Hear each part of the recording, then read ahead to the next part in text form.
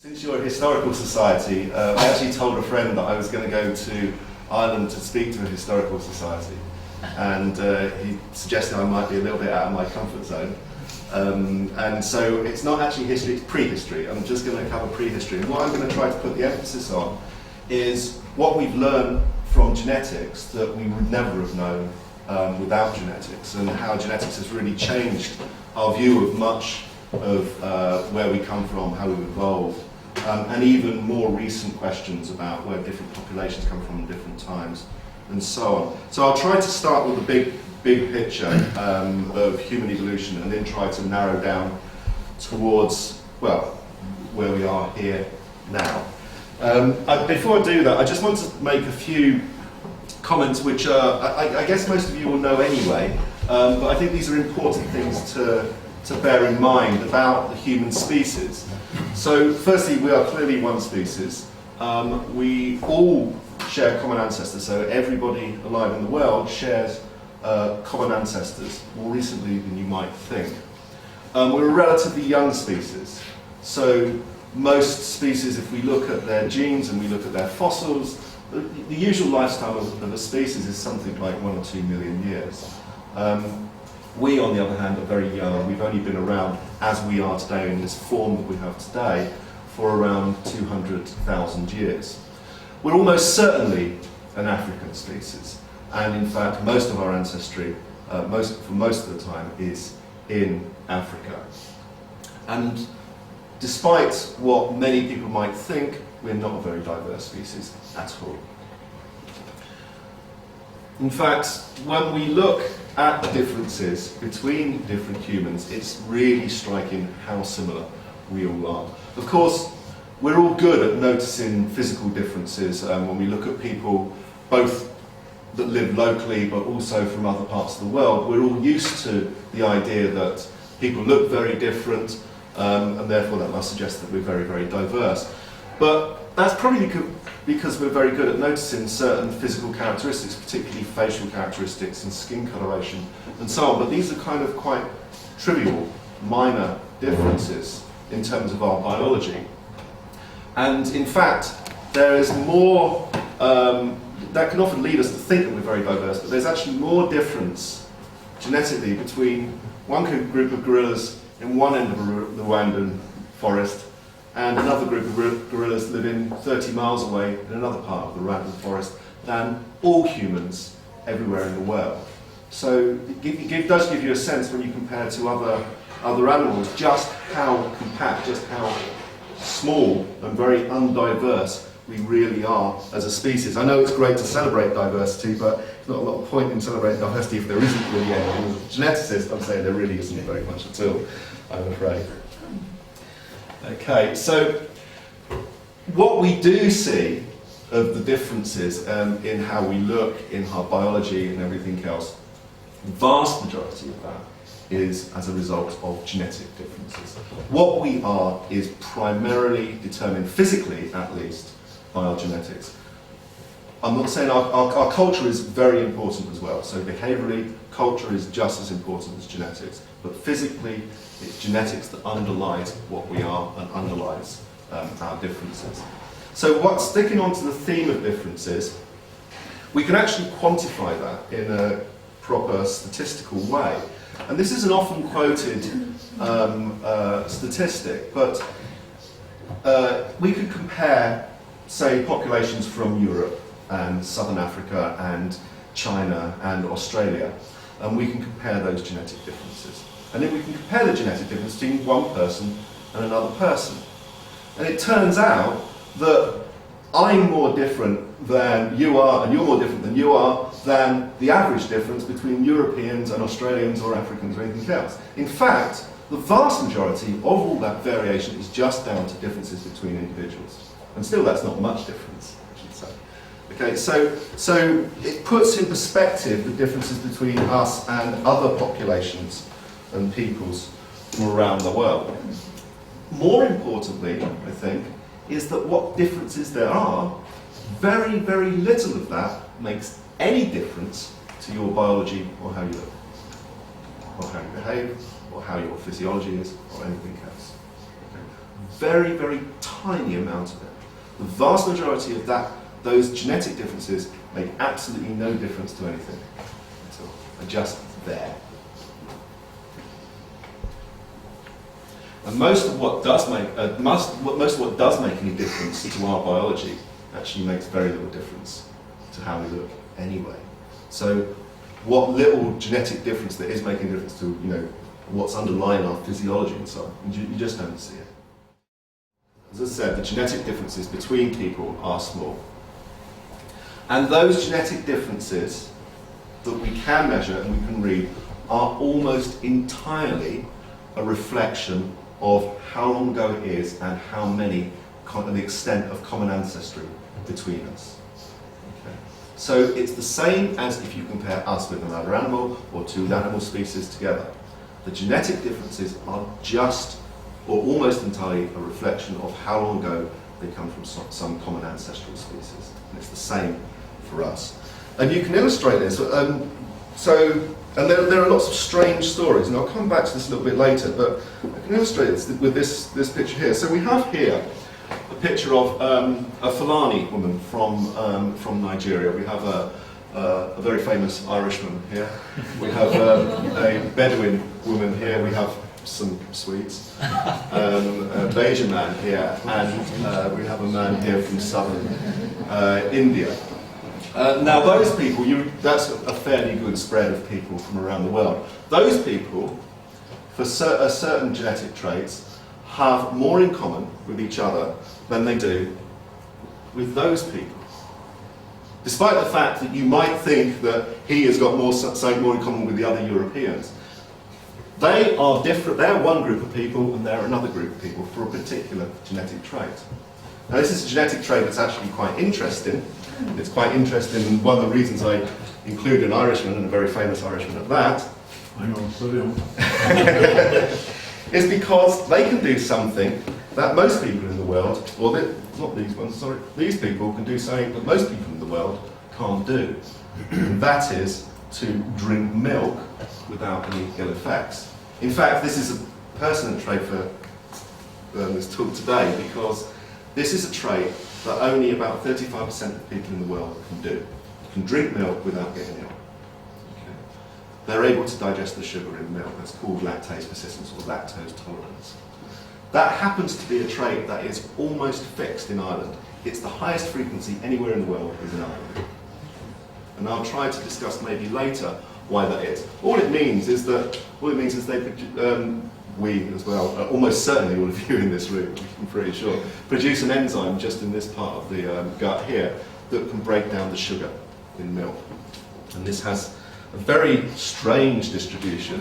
As you can see, it's very common in northwest Europe, particularly here in Ireland, and also in Sweden, hence the collection of Swedes. But it also crops up in parts of India and Africa and so on. And this is a characteristic that seems to have evolved multiple times in our history. And hopefully I'll come back to that in a bit. So that's one form of genetic variation. It's something that's interesting because it affects how we behave. It actually affects characteristics that affect our everyday behaviour. I'm sure you all take drinking milk, fresh milk, for granted. Most people in the world do not take it for granted at all and wouldn't do it and would think you were crazy for doing such a thing. So what shapes these patterns that we see? These patterns of different types of genes in different parts of the world? Well, there are a whole bunch of different processes that do it. So these genetic differences between individuals and also between populations, and remember this is that small, tiny little fraction of genetic variation that we've got to work with. It's tiny. But that fraction of variation, those differences between different populations and different people around the world, that's shaped by a number of different forces. So firstly, it's shaped by random mutations. Random mutations occur, and then they might spread in the population, or they might be lost in the population. Okay. Then it's also caused by random changes in the frequencies of those variants in populations, and that's just the rolls of the dice. Which genes you pass on, which genes you don't pass on to the next generation. We all do it. And we all pass on some of our genes, and we all and some of our genes we just don't pass on, even though we have children. Okay, so that's just that randomness in what genes that get passed on. And then that's also shaped by other things. Things that we're often interested in. Things like population expansions, migrations of people from one part of the world to the other, diffusion of people in space, mixtures of populations over time. Population bottlenecks, a very important process where a population reduces in size, then expands in size. That has a dramatic effect on genetic patterns. And also mating patterns, whether people are matrilocal or patrilocal.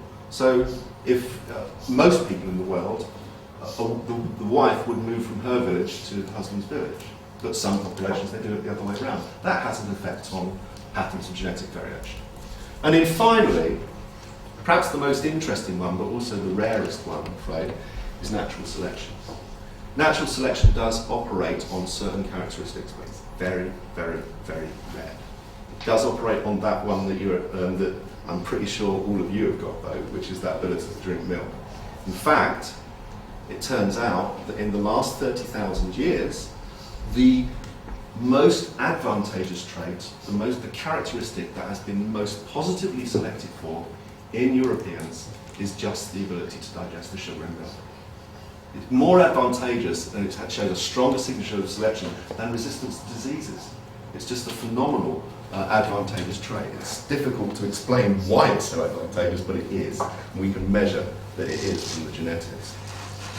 So let's go back to this idea, because this is often the kind of question that historians and prehistorians and archaeologists and anthropologists will be interested in, which is these kind of demographic events, how populations move around, where they come from, how they've mixed in the past, and so on and so on. So I'll try to give you an example of how these kind of processes can shape patterns of genes in space. So let's imagine this scenario. It's not actually an imaginary scenario, it's the real scenario, it's what happens. But imagine that if we go back to perhaps about 70 to 90,000 years ago, the vast majority of our ancestors lived in Africa. Now, there was variation within Africa then. So some people, let's say some people have one particular variant of a gene, others another, and so on and so on. Then some people started spreading out of Africa around 70 to 90,000 years ago. Now, of course, not everybody rushes for the door at the same time. So some people, only some people, a subgroup of those that are near there actually end up spreading out. And they only carry a subset of the variation that you see overall. And as people expand along that front, just expanding into space, you can see that the variation is going to drop. Okay? So already we have a prediction that we could look at that variation and maybe we can see signatures of populations having moved in the past. Now, there is so much of our history is not written on paper, it's written in our genes. You wouldn't believe how much history is written in our genes. So much so that we've only begun to scratch the surface of reading it to actually read our true genetic history. But this is a kind of example of how you would get one of those patterns and how you might be able to read one of those patterns. And you can see that that would leave signatures all over the world if we could look at those genes. And so people have done this. I mean, these are some plots from some time ago, but these were based on blood group frequencies. So about, for example, about 35% of genetic variation actually follows this pattern around the world. There's no surprise there, right? I mean, we're an African species, it's going to be coming out from there and going that way. So that fits quite well. We've got other patterns as well. We can dissect out more and more and more of these different patterns. And you can see these patterns arising. These are representing something about how we're related and how people have moved and because how people move dictates really how they're related to each other. We can dissect that out. And interestingly, about 7.5% of our genetic variation, if you look at it like that, suggests that we originated in Great Britain or in British Isles. I don't think anybody really believes that. Can anybody guess why that might be? No interest. Why it might appear that we actually come from here when we don't? Okay. Well, the reason is this. The Queen thinks the world smells of fresh paint, right? Everywhere she goes, it smells of fresh paint. Absolutely not true, but where she goes, it does. That's something called ascertainment bias. When these are based upon genetic variation that was first identified in Europeans. Some of that isn't going to be variable anywhere else, because we're just weird. We've got our own weird set of variation that nobody else has got. If it had been worked with Australians, it would have looked like it coming out there. So you have to be a little bit careful with these patterns anyway. But in a broad sense, they should reflect some kind of process of how we've spread around the world. Now look at these. Okay, so those ones and those ones. Right? That's mopping up a lot or most of the patterns of genetic differences around the world. None of it correlates very well with that. With that. This is a map showing the spread or the distribution of skin colour around the world. As you can see, skin colour is dark skin coloration is just found near the equator. It's correlated, obviously, just with sunlight. So what that tells us very clearly is that skin colour is just no representation of ancestry. It is a very poor way of judging who we're related to. Australians are dark-skinned, the same as Central Africans, but you couldn't get two groups that are more genetically different in the world. So we can zoom in a little bit on how we can do tricks with genetics. So, as I'm sure you know, we have a set of chromosomes, and most of our DNA is in these chromosomes here. We've got a few sex chromosomes. We've got our X chromosome. We've all got an X chromosome. We've all got at least one X chromosome. The women here have got two X chromosomes. The men have only got one, sorry. But the men have got a Y chromosome. So this Y chromosome is, it's actually the chromosome that makes men male. It contains a gene that switches on and turns us into males. The default program, by the way, is female. If you don't have a Y chromosome, your default is to go to a female. This Y chromosome is very small, and it contains about 40 or 50 genes. Of course, many people would argue it contains absolutely no useful genes whatsoever. And then we've also got another bit of DNA in something called a mitochondria, which is outside the middle of the nucleus of the cell. Now, I don't want to get into the details of what those things do. The important thing is that they show different inheritance patterns. If only men have got a Y chromosome, then obviously they must get it from their fathers. So the Y chromosome just goes father, son, father, son, father, son, father, son. Okay? The mitochondria, it's found outside the nucleus of the cell. Now sperm are tiny and egg cells are massive, great big things. So sperm doesn't get any mitochondria in there. So basically, men, you're a dead end for mitochondria. You are not going to pass it on. You've got no chance. Only women pass it on. So therefore, that mitochondria goes female line.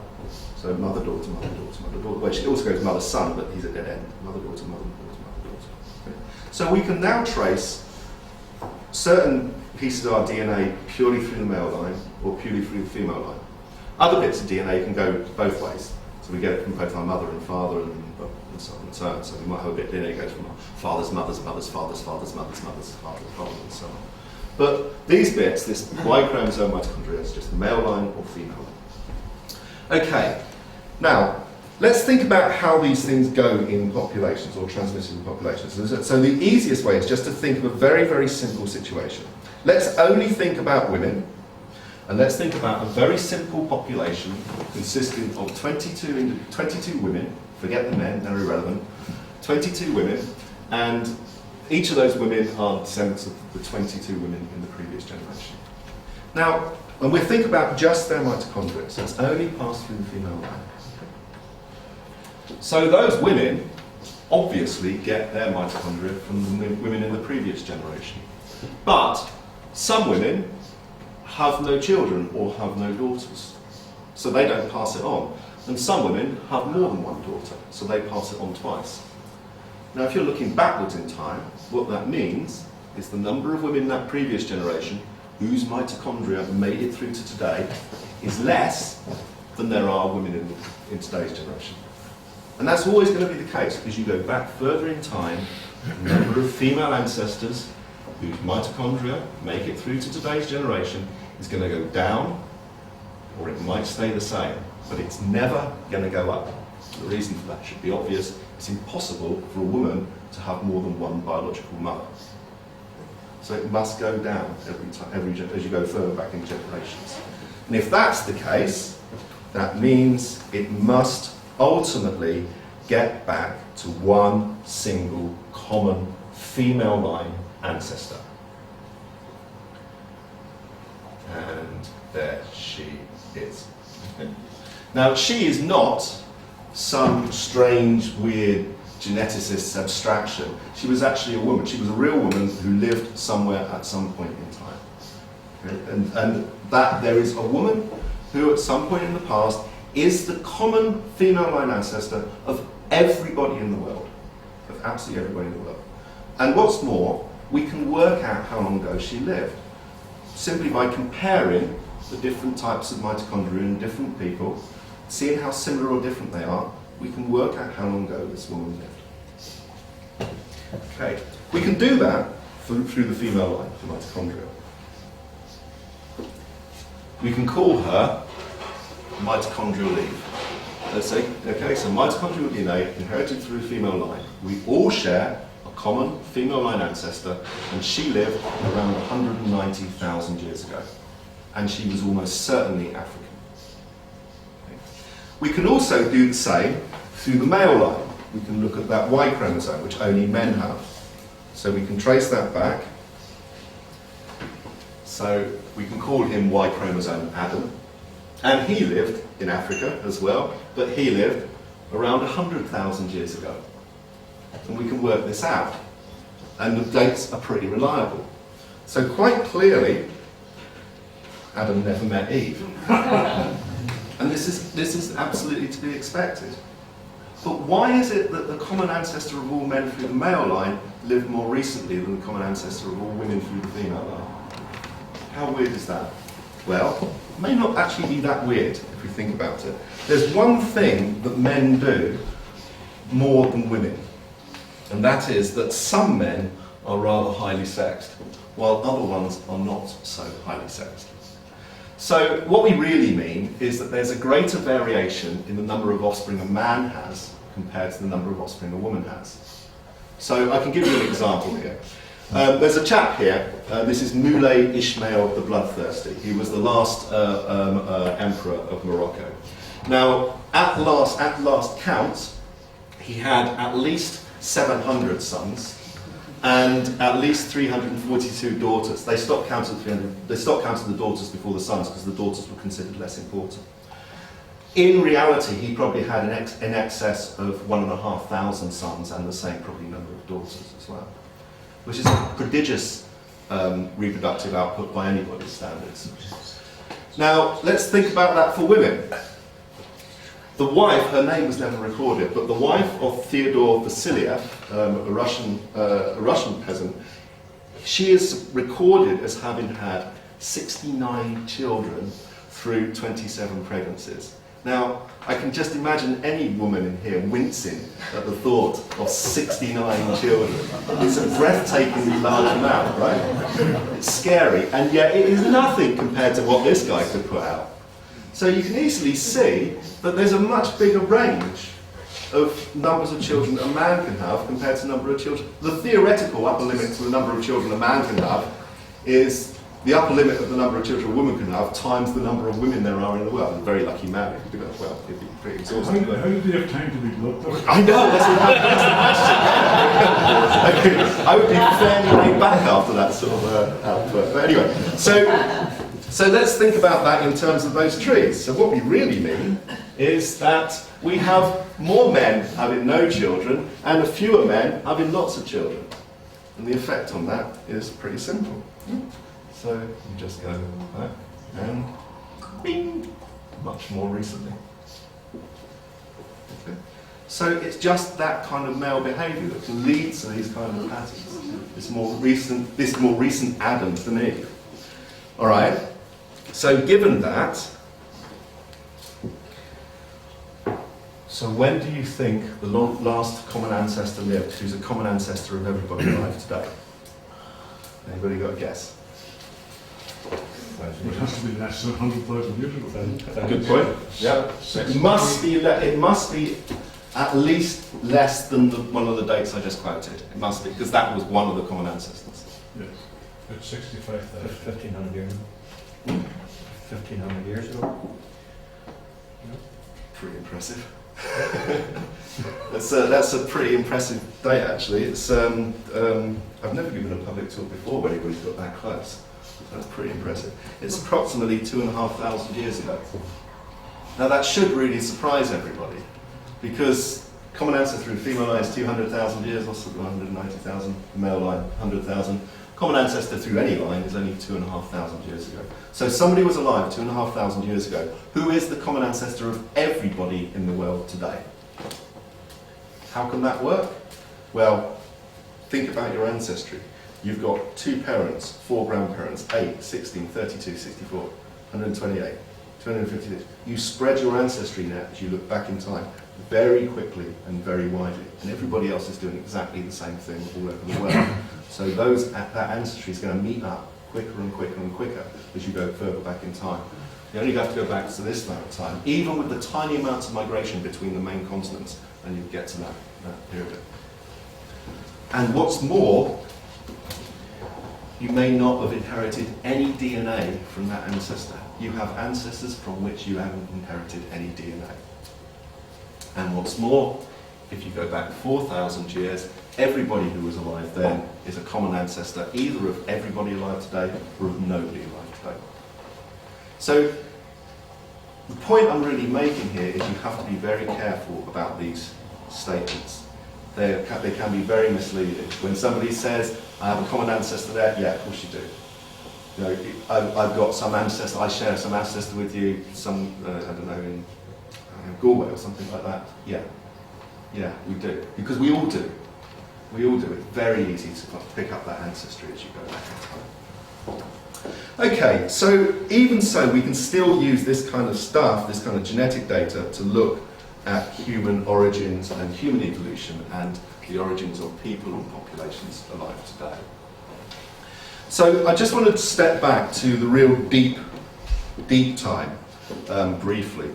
So we actually have many fossil ancestors, species that we think we're descended from.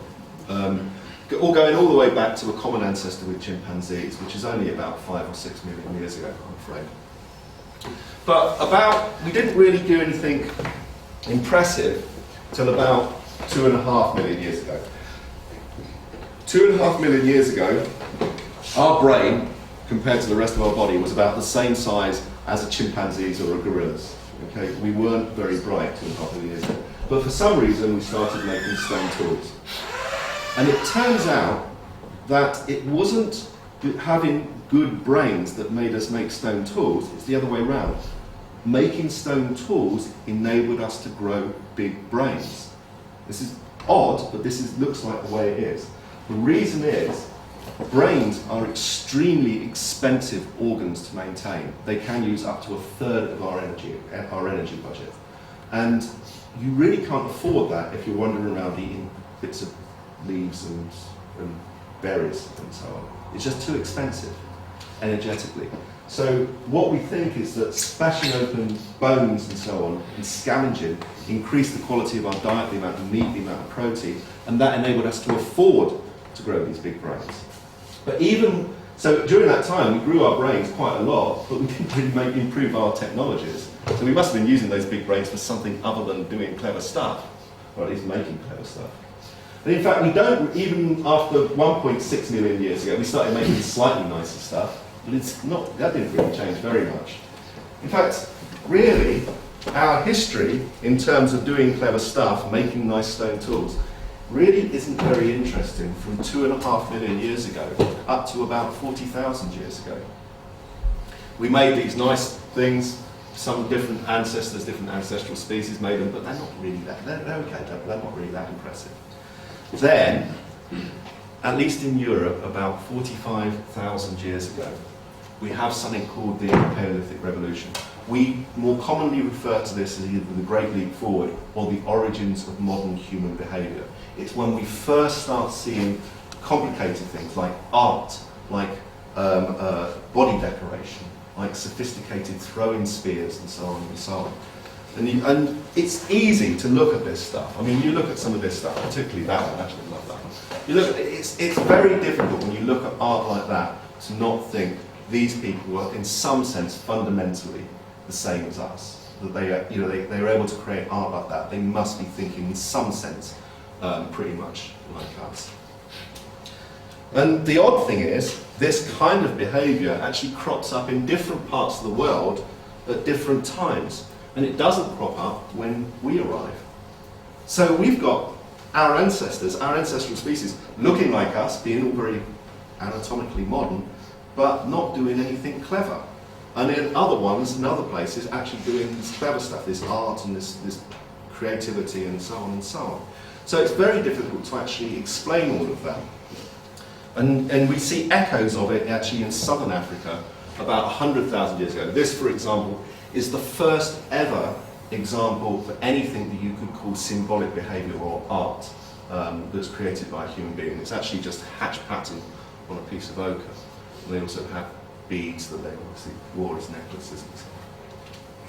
We now know, and this is a study we did a few years ago, we now know it's nothing to do with brains. Okay, you need the brain in the first place, but it wasn't about brains. It was about density of populations. This actually shows the accumulation of technology in different population groups, and we show you get this kind of white heat of technology when populations are close to each other. It's about density, it's about exchange of ideas, and that's what really drives these kind of big innovations in human evolution, not having big brains, which is quite a shock, but that seems to be the way it is. Okay, now, when people talk about human evolution, they will often talk about things like Neanderthals, Homo erectus, and so on. And this has been a long-standing debate within anthropology. Where do we come from? What species? How we're related to these various species? Up until very recently, it was mostly thought that Neanderthals, which were found in Europe and Asia, and Homo erectus in East Asia, were dead ends. They're not our ancestors. They're our relatives, but they're not our ancestors. But we are a recent African species, and that's where we originated about 200,000 years ago in Africa. It now turns out it's all just changed this year, or last year, at the end of last year. Now it turns out that we have got Neanderthal ancestors after all, a little bit. Not much, about 3-4%. 3 or 4% of our ancestry, 3 or 4% of our genes are from Neanderthals. But only those people that live outside Africa. Africans do not have that Neanderthal ancestry. Only non-Africans have the Neanderthal ancestry. So it's all kind of changed.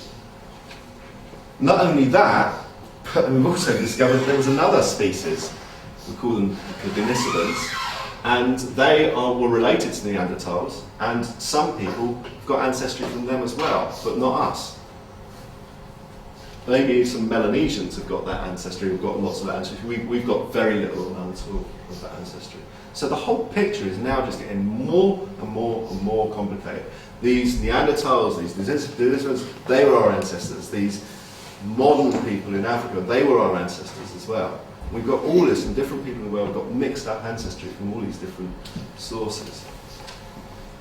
So then it brings up the question, of course, well, what about race? I mean, people usually think, we often question race. I mean, you can see outward expressions of apparent race very easily. You can usually look at somebody and say they have African ancestry or they have East Asian ancestry or something like that. So what does genetics actually tell us about that? Well, I've already told you that most variation is actually between individuals from the same populations. It's not between continental groups. But there are some small differences, and we've actually been able to look at that, and what we get is it's really trying to fit people into clusters, if you like. And what we find is that where it splits groups up, it splits them up only where there are big barriers to movement. Between sub-Saharan Africa and the rest of the world, there's the Sahara. It's not an easy place to cross. Between South Asia and East Asia, there's the Himalayas, not an easy place to cross. Between Oceania and East Asia, there's the Indian and Pacific Ocean, not an easy place to cross. And between the Americas and the rest of the world, there's the Pacific and the Atlantic Ocean, not easy places to cross. And that's really what we're seeing today. We're just seeing the results of those kind of divisions. And those divisions have only existed for 40, 50, 60 or so thousand years. Okay, so what about Europeans? How am I doing? What about Europeans? Okay, well, the debate about the origins of Europeans, or our ancestry today, mostly circulates around one particular question, which I'll come to in a second. So, as I mentioned before, modern humans, which is most of us, all of us, right? Sorry, but most of our ancestry arrived around 45,000 years ago in Europe. At the time, Neanderthals were already there. They'd been there possibly for 300,000 years, and they're having a fine time. It was very, very cold. They're well adapted to cold, and they've been hanging around there. But then we came along, and the Neanderthals apparently disappeared about 30,000 years ago. We now, of course, know that they didn't disappear, that they're still in us, that there was a degree of mixing. But ostensibly, they seem to disappear from the fossil record. Then there was an ice age. There were lots of ice ages. The last one reached its maximum sometime around 20,000 years ago. So we can only assume that the people up around that time were descendants of the first people to move into Europe 45,000 years ago. After the ice age, we had a warming, and we're now in an extremely warm period. Forget global warming, even without global warming. Now we're in a period called the Holocene, and it's extremely hot. It's unusually warm and unusually stable compared to the last 150, 200,000 years, when these up and down ice ages all the time. And at that time, just after that, farming developed in the Middle East. And it's here that the argument is. When the ice sheets were over most of Northern Europe, including the British Isles, all of our ancestors would have been down in the refuges of Spain, Italy, the Balkans, and Ukraine. Okay. And then they would have moved back after the ice sheets retreated and moved back up into Northern Europe. But then these farmers came in. Now, farming makes everything different. Farming is the big change in our evolutionary history.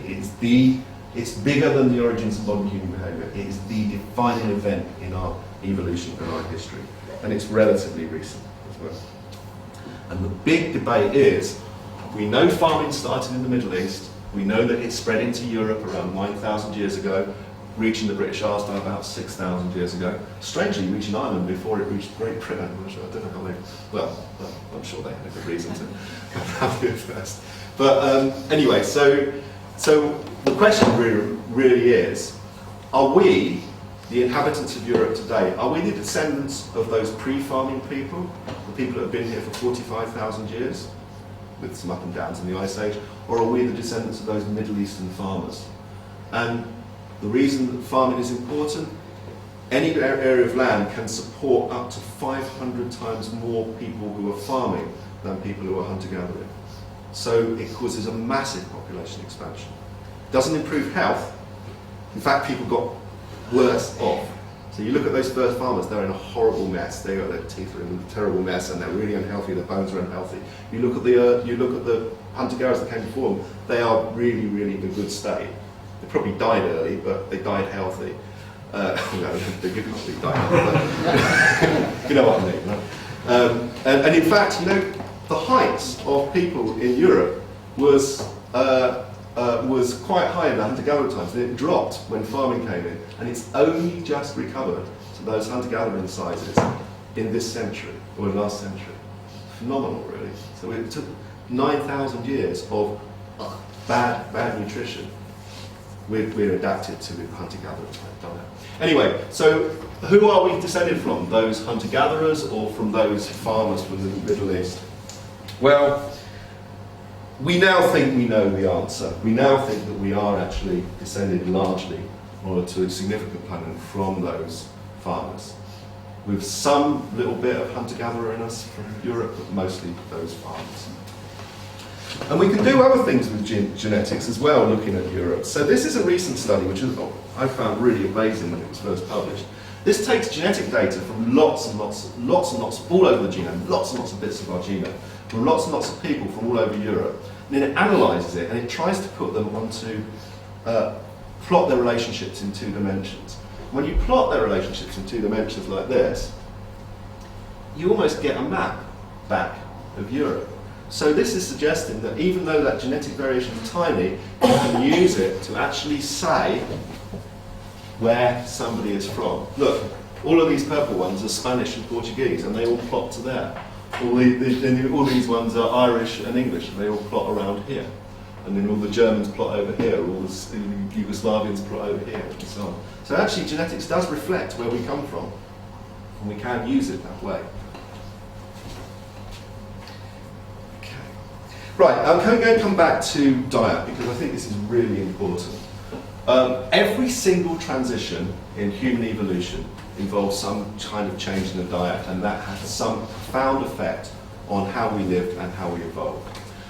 The first stone tools, as I mentioned before, about 2.5, 2.6 million years ago, led to an increase in protein, meat consumption, and probably allowed us to start expanding our brains because we could afford it, because we could afford the energy it requires to do it.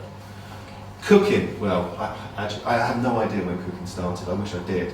Lots of people argue about it. Some people think it's ancient, some people think it's not. Anyway, certainly that would have increased the digestibility of food whenever it happened. Some populations moving out of Africa, moving into new environments with new animals, new plants, that would have changed the diet.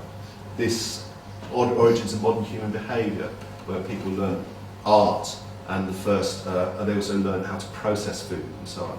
That would have changed food.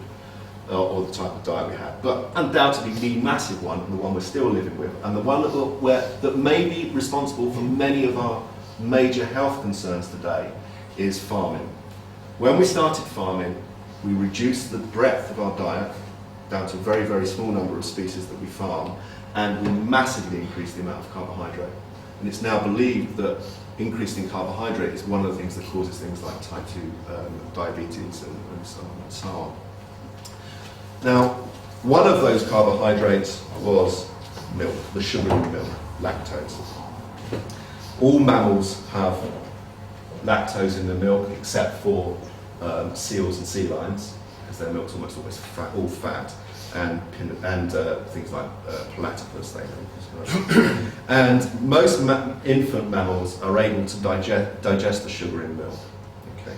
But just after weaning is over, most mammals stop producing the enzyme that enables them to digest the sugar in milk. Okay. But we don't. And this is the distribution of the people that don't around the world, as I showed you before. And I mentioned before that that trait has evolved at least 4 times, at least once in Europe, and at least 3 times in Africa, plus some Africans have the European type as well. So this is an amazingly important trait, for reasons I don't understand, but for some reason it's incredibly important to be able to drink fresh milk as an animal. And there's its distribution, and that's the distribution of the genes that we think cause that trait. Now it turns out we can work out how old those genetic variants that enable us to digest milk are. And it turns out as well that they seem to be about as old as the time since we first started farming animals, domesticating animals. So it fits beautifully with when we would have had the first, well you could have, okay, you wouldn't, no you wouldn't, would you? You want to get your milk, fresh milk from an animal. So it turns out that the age of those variants, those genetic variants, correlates with when we first started domesticating animals. And we've done some studies where we've simulated the evolution of those genes. So this is a simulation showing the spread of people across Europe. And in those simulations, we were able to work out where that trait evolved.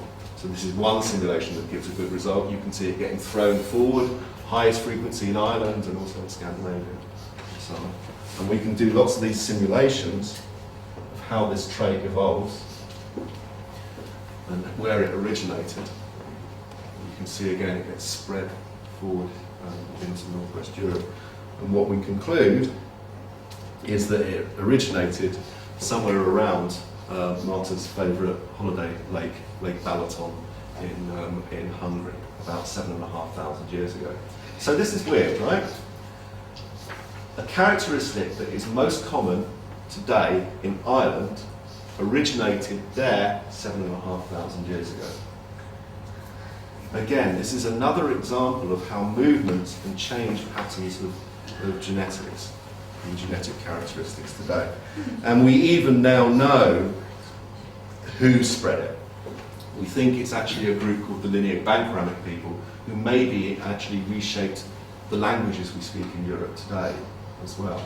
They lived about 7,500 years ago. They originated around Lake Balaton in Hungary, which Marta assures me is very warm at certain times of the year, and spread rapidly forward into northwest Europe, including affecting places in British Isles, Britain and Ireland. And they started using more cows more and more and more. They were effectively the instigators of the world dairy industry, and also the instigators of milk drinkers, the first fresh milk drinkers in the world. Okay, I just want to give you a couple more examples. So, another way we can use genetic data, and this is a study I did quite a few years ago, is to actually look at particular groups of people. And there's one group that we looked at called the Kohanim. So, for anybody who knows their Bible particularly well, the Kohanim were the priests, the Jewish priests. They were, if you remember, there was a temple in Jerusalem, the Jewish temple, the Holy of Holies. And the only people who were allowed to serve as priests there were people called Kohanim. And to be a Kohanim, your father had to be a Kohanim. You still get Kohanim today, so about 2 or 3% of Jews alive today are Kohanim. They usually have names like Cohen, Con, Katz, or something like that. And they have certain rules, so they're not allowed to marry a divorcee or a convertee. They are not allowed to be in the same room as a dead person, so you don't get any doctors that are Kohanim. Well, not that deal with dead people. Which I guess is most doctors. And what they claim, according to the Bible, so if you read the biblical account of this, is that they are the sons of the sons of the sons of the sons of the sons of the sons of the sons of the sons of the sons of the sons of Aaron. Now, Aaron was Moses' brother. Okay. So he would have lived at the time of Exodus. And the story goes, they come across the Red Sea, go up onto Mount Sinai, Moses gets the 10 Commandments. God says, go off to find the Promised Land, build the temple there, and then install the descendants of your brother, no descendants of Aaron, and their sons, they will be the priests. They did that. The Babylonians destroyed the first temple around 550 BC. They went into exile into Babylon, then they wrote By the Rivers of Babylon and other bony end hits. And they let them go, let my people go, and they came back. They built a second temple in Jerusalem on the site of the first. That lasted until 73 AD when the Romans destroyed it, and then the Jews went into exile all over the world and spread all over the world. So there's no temples, so they're not officially priests, but they keep that tradition alive today. So those men are still alive today. And so men who call themselves Kohanim, Jews who call themselves Kohanim, they are claiming that their fathers, going back far enough, was Aaron, Moses' brother. Now, what goes through the male line apart from the Kohanim status? It's the Y chromosome, right? And the Y chromosome is variable. So I can check my Y chromosome, Brendan's Y chromosome, there will be differences. And those differences will simply reflect how long ago it was since Brendan and I share a common male line ancestor. So we collected the Y chromosomes from lots of these Jewish priests. And most of them were the same. And the ones that weren't the same were just maybe 1 or occasionally 2 mutation differences. Now, because we know how fast these mutations occur, we could estimate how long it would take to get that many different types of Y chromosome from one male ancestor. And we estimated it for Sephardic Kohanim, so these are the Jews of North Africa, originally of Spain, and for Ashkenazi Kohanim, originally the Jews of Europe. We were able to estimate that, and the date was, for all of them, was something around 2.1 to 3.2 thousand years ago, which, with a mean date of actually of around, for all of them, and assuming a generation time of 30 years, of about 3,000 years ago, which is more or less the time when Exodus is thought to have occurred. So we actually can use a genetic data now to verify even a biblical story, not just a human evolution, just to keep the religious versus non-religious side of it. Everybody happy. Okay, I'll try to sort of wrap up with just a few more things. Okay, so what about the British Isles? Well, one of the enduring questions, not applying to this island, but to the other big island in this particular part of the northwest European archipelago, is the Anglo-Saxon transition. So, as I'm sure you know, around the time of the Romans and before, Britain was a Romano-British, basically speaking Celtic language with some Roman influence, and separated into these various different Celtic speaking tribes. Then, after the Romans left, in the 100 or so years following that, Britain was subjected to invasions from various different directions, including this lump here, this bit that we call Caledonia. That was invaded by a group of people from an island over here, called a bunch of people called the Scots. So the Scots were originally from Ireland, and also they had a large influence in southern Wales. And then on the east of England, well, it wasn't even England then, but it was invaded or had a big influence by a group of people that we loosely call the Anglo-Saxons. Okay, and that really shaped the political and linguistic map of Britain for the next 1,000 or so years. So, archaeologists have been arguing for a long time about whether when you see a change in the culture, when you see a change in the material culture in the archaeological record, does this mean that people migrated? And that's a very, very fiercely debated question amongst British archaeologists. Did the Anglo-Saxon transition, which we know changed the culture, we know it changed the culture because it changed the language. The language we're speaking today is a German language. It's not a Celtic language, but everybody would have been speaking Celtic language just before the Romans came. So, did that change, was that change caused by a migration of people, or just a very, very small elite that had a very big power, so an elite dominance effect? Well, prior to the 1960s, it was really pretty much folklore. It was just accepted in archaeology that cultural change means a substantial immigration of people. Then, between the 60s and the 80s, well, people kind of questioned this, and they said that, just because you see cultural change doesn't mean that people migrated in. And this became known as New Archaeology, or the processional school in archaeology. And then since the 90s, some people have kind of started to think about migration as a process or an agent for cultural change again in the archaeological record. There are genetically, there are two broad theories about the origins of the Irish, going back not too far, because of course I've explained about the origins of all of us going back further. One is that the Irish are descendants of the pre-farming hunter-gatherers who were in Iberia when the ice sheets were down over Europe. Before farming, but when the ice sheets were down, so everybody moved down into Iberia, and that because just couldn't live there. And when those ice sheets retreated, so then people would have moved up back to recolonise northern Europe, and it was believed that the people from the Iberian Peninsula recolonised the Atlantic fringe of Europe. So what's the evidence for that? Well, actually, if you look at Y chromosomes in Ireland and in people from the Basque country, now Basque, remember, have been there a long time. They speak a language that's nothing like anything else found in the world. They're really, really, really similar. Really similar. And this has been widely interpreted, possibly wrongly, but widely interpreted as indicating that the Irish are the representatives or the descendants of these Iberian people who moved back up the Atlantic fringe.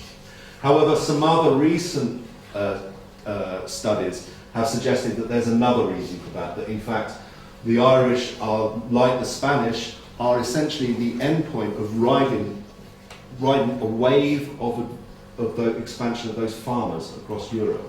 And they surfed, or their ancestry surfed on that wave of advance. And that could explain that commonality across the Atlantic fringe in Europe. So the simple fact is, if you see some TV programme and somebody tells you, yeah, we've shown that the Irish are from Spain, I'm afraid you're going to have to take it with a pinch of salt, because firstly it's all based on facts, and secondly the interpretation has some problems with it. So be very careful. The question remains open, I'm afraid. I'd love to tell you a definite answer, but there simply isn't a definite answer yet. I'm sure there will be. And so I guess I'd finish on, well, what about the Celts? Well, we don't know that either. We really don't know. There are two possibilities. We know that there's Celtic languages. We know that's an absolute clear cut. There are Celtic languages. They have a very interesting distribution. They're in Galicia, in northern Spain. They're in Brittany, although we know that's probably from migration from Wales. That in ancient times they may have been as far even as central Turkey with the Galatians, possibly. But the language is one thing. Separate from that, there's the material culture.